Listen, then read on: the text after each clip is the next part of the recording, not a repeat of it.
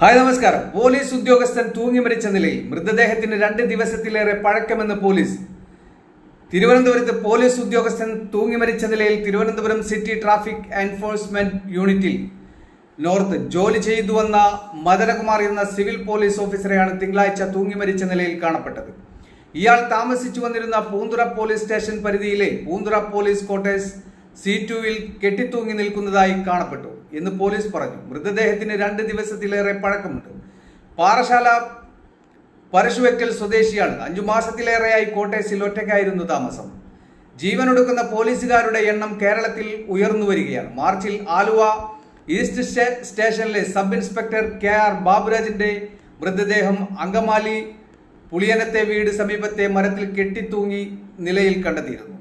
special ബ്രാഞ്ചിൽ ഏറെ നാളത്തെ സേവനത്തിന് ശേഷം ആലുവ ഈസ്റ്റ് സ്റ്റേഷനിലേക്ക് സ്ഥലം മാറ്റം